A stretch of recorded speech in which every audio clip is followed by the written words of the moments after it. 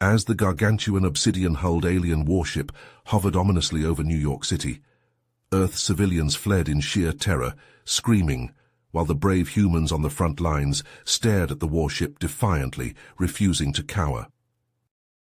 On board the ship's bridge, the ruthless Cardassian commander Linux sneered coldly at the monitor displaying the cityscape below. Smaller Cardassian craft descended, strafing skyscrapers with devastating energy blasts, concrete and steel exploding, sending plumes of smoke skyward, as civilians were vaporized instantly by the searing heat. Linux's angular, scale-covered face curled into a cruel grin as he watched the slaughter unfold. Crew members called out status updates, their reptilian features illuminated by the glow of control panels. "Commander Linux," growled his scarred second-in-command Krull. "The attack proceeds as planned. Human resistance crumbles." Linux nodded. "Do not underestimate them, Krull. Their tenacity in the face of our superior might is unlike anything we've encountered before." On the war-torn streets, Brian Porter sprinted through the hellscape. Office worker by day, high-ranking resistance member by night, he dodged energy blasts and falling debris, rolling into an abandoned building milliseconds before a plasma bolt obliterated the entrance in a shower of sparks and rubble. "Porter, glad you made it," a gruff voice called out from the darkness. Hawkins, grizzled, battle-hardened. He tossed Brian a plasma rifle. Brian caught it, jaw set. A fierce light burned in his eyes. This was it. Humanity's last stand. They would fight to their dying breaths before they let these alien invaders conquer their planet. Let the Cardassians throw their worst at them. The humans would respond 100-fold. This was their home field, and they played to win no matter the cost. 6 months earlier, the Cardassian invasion began with a ferocity that stunned humanity. Linux's warship cast a shadow over Geneva as it descended through the clouds, obscuring the sun. Sirens wailed, their eerie sound mingling with the screams of panicked civilians flooding the streets. Mothers clutched wailing children to their chests as they ran. Men shouted and pointed at the sky, fear and confusion etched on their faces.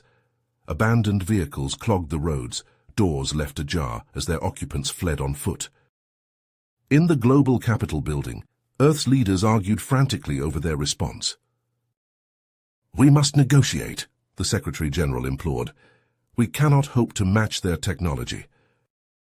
"Appeasement is suicide," the Security Council President shot back. "We have to fight." Their debate was cut short by a blinding flash.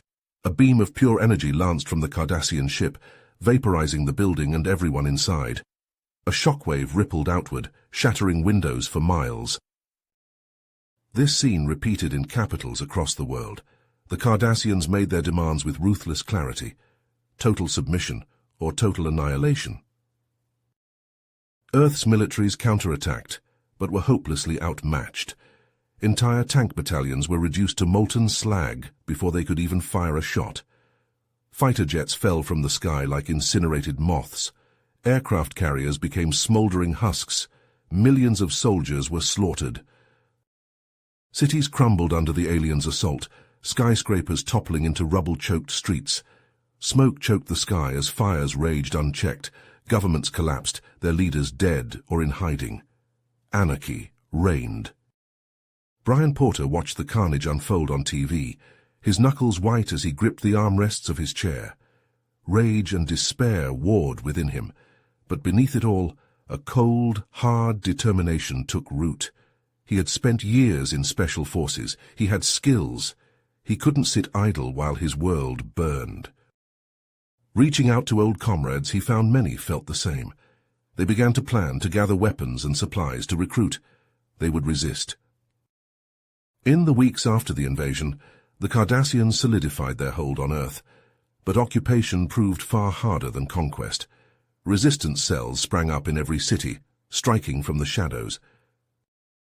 Brian's cell became one of the most notorious, ambushing Cardassian patrols, bombing supply depots, sabotaging vital infrastructure. The Cardassians retaliated with mass executions, but the humans didn't break.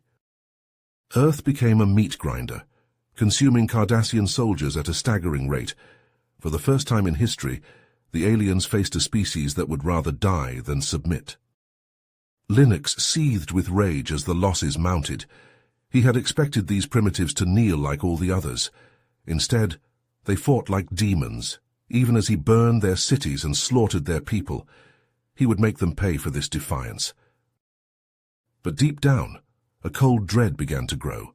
The humans were learning, adapting. Each week they became a deadlier foe.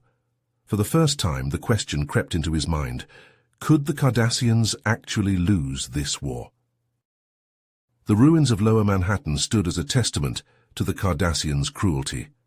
Brian Porter and Hawkins crept through the rubble-strewn streets, plasma rifles at the ready as they approached their target, a fortified Cardassian weapons depot.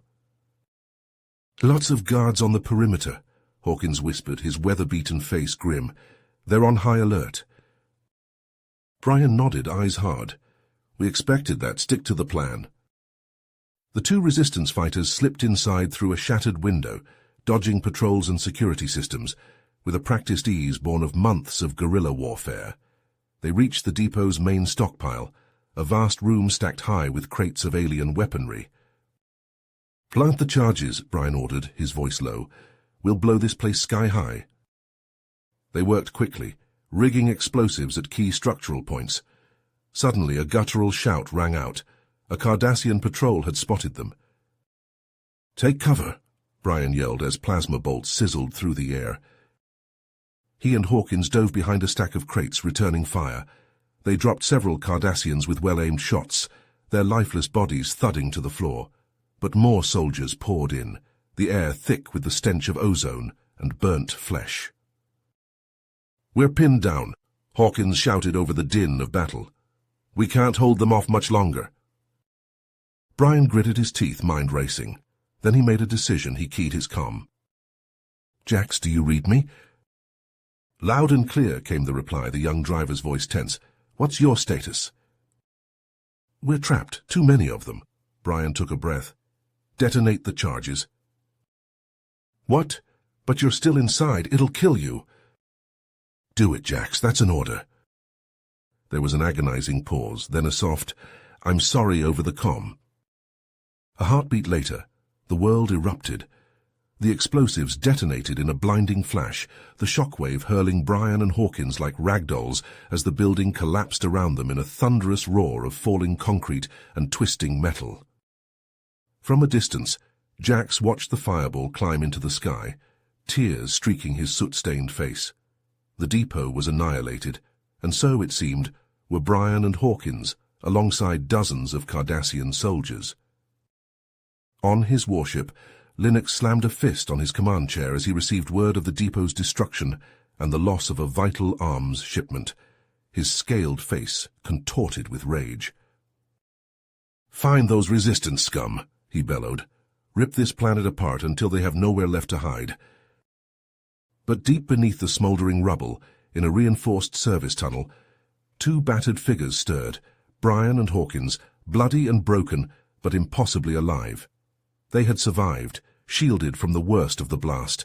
Resistance operatives soon found them, spiriting them away to a hidden safe house, as Cardassian forces swarmed the ruins. Days passed as the two men recovered from their grievous wounds, tended to by resistance medics, with what meager supplies they had. Then the newscasts came, hijacked by Linux's cold visage. "For every Cardassian life taken by these terrorists," he intoned, 100 humans will pay the price.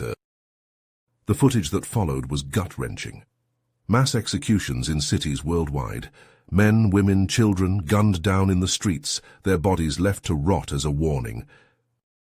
"This will continue," Linux declared, "until the resistance surrenders unconditionally."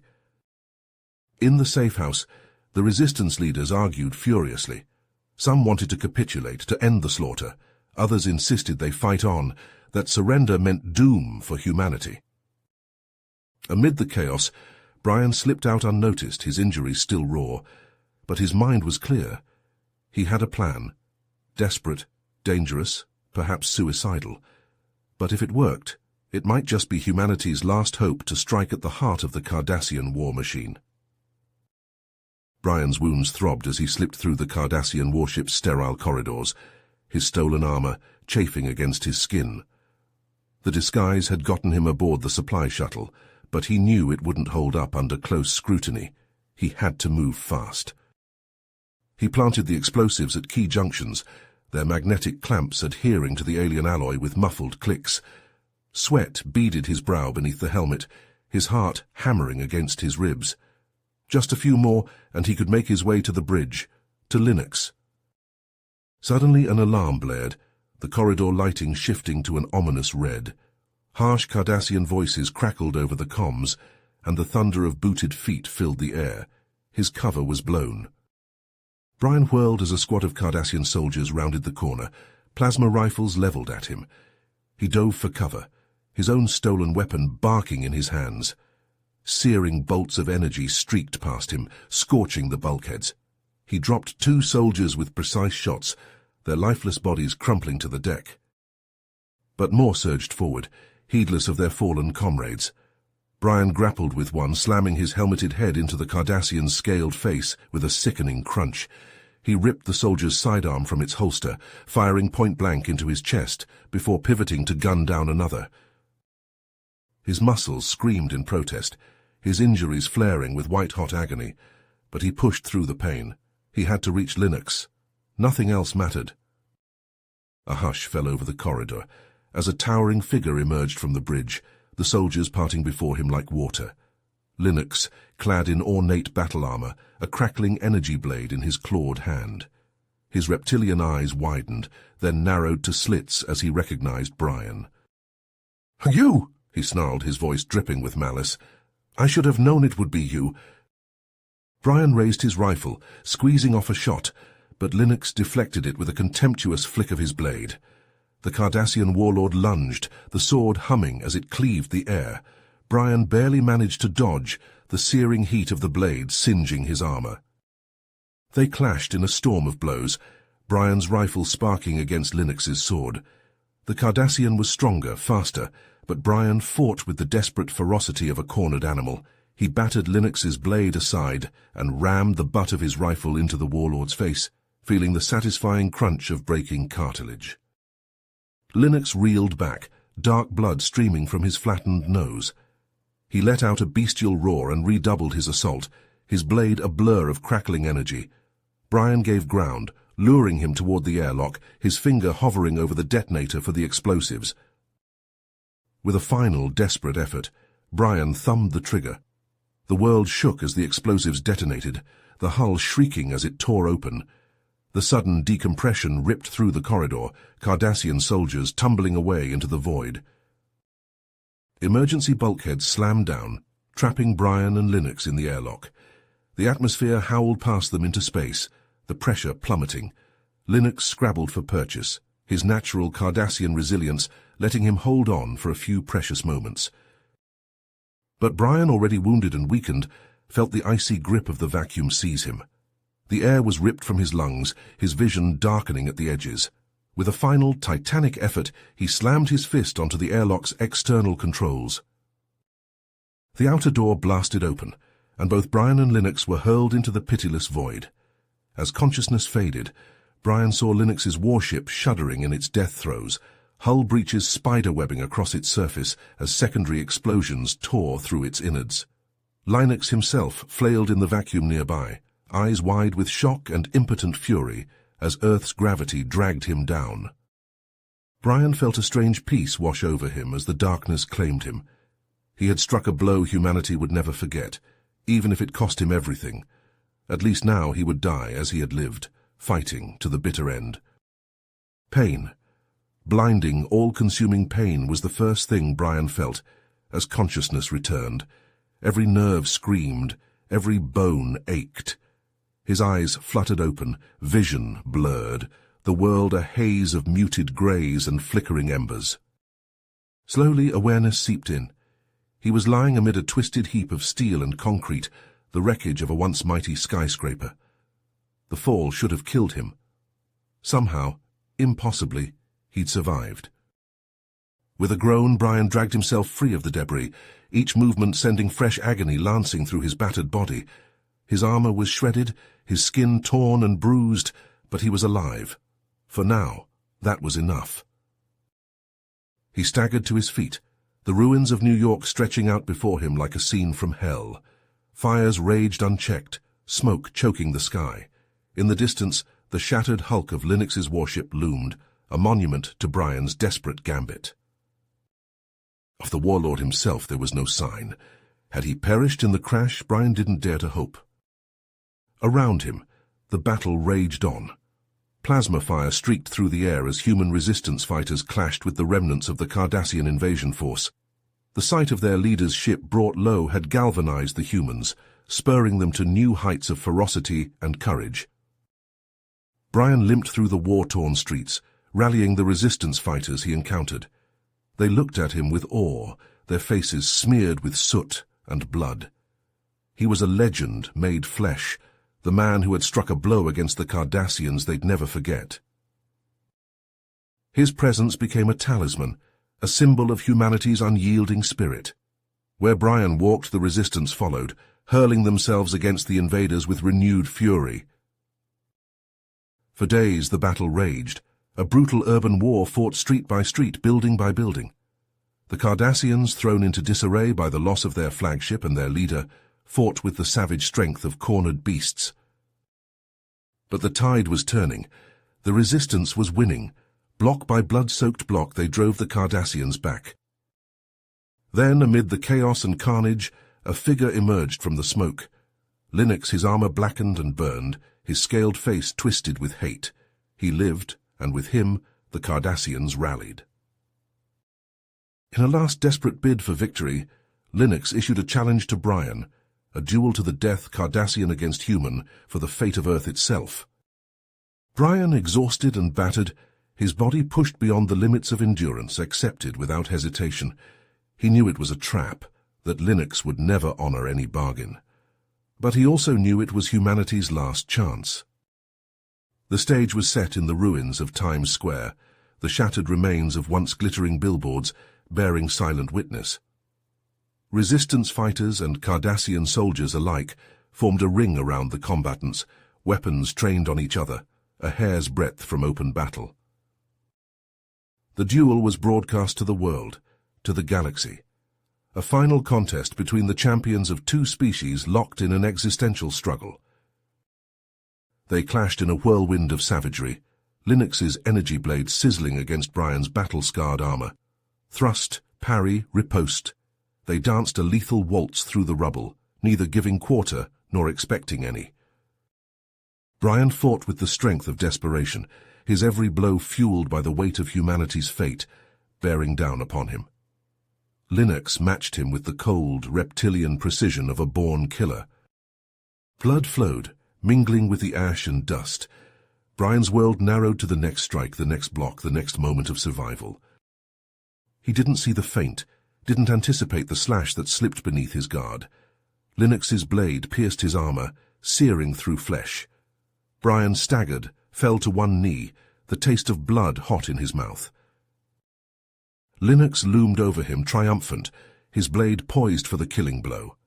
In that moment, Brian saw the course of the future. Humanity subjugated, enslaved, destroyed. Lennox's victory here would break them, crush their spirit, their will to resist. He couldn't let that happen. With a roar of defiance, Brian surged upward, his last reserves of strength propelling him forward. He grabbed Lennox's sword arm, the superheated blade searing his flesh, and with a savage twist snapped the bone. Lennox howled, lashing out with his other fist, talons raking across Brian's face. Brian rammed his head into the Cardassian's nose, felt it crunch satisfyingly. They grappled, a primal contest of muscle and sinew, pain forgotten, the world forgotten, nothing existing save the necessity of victory.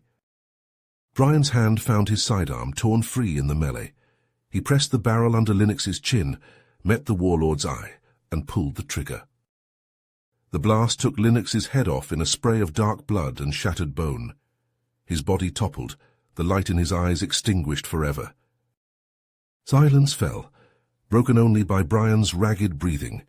He stood over Lennox's corpse, his armor drenched in the warlord's blood, in his own. A cheer went up from the resistance fighters. a roar of triumph that shook the very foundations of the city. Brian swayed on his feet, the toll of his wounds crashing down upon him all at once. He fell, the world tilting crazily around him. He was dimly aware of hands catching him, easing him down. Hawkins' face swam into view above him, etched with concern. "You did it, you crazy bastard," Hawkins said, his voice thick. "You killed him." Brian tried to speak, tasted blood. The Cardassians. Running.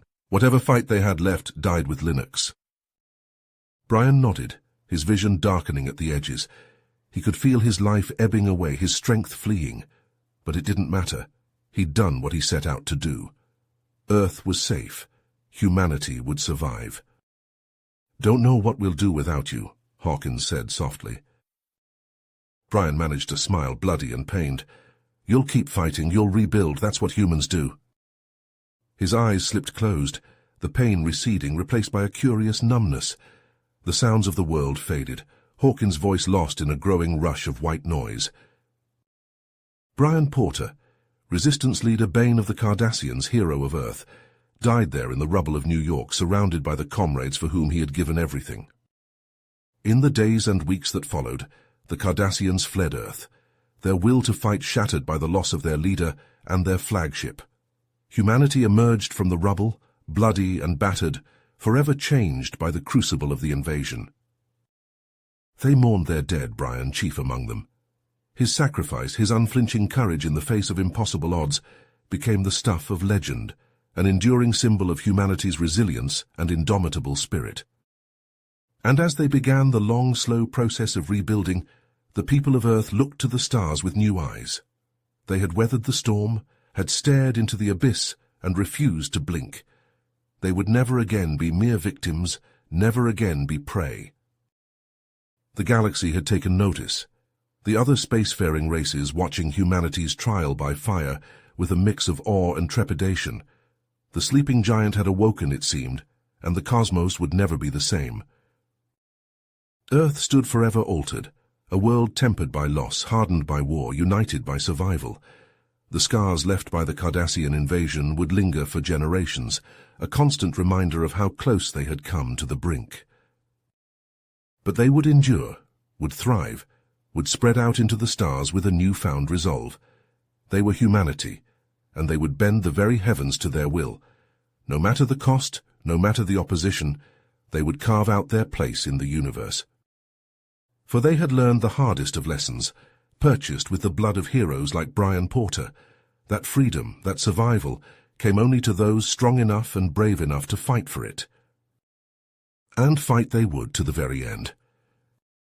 You have reached the end of the story.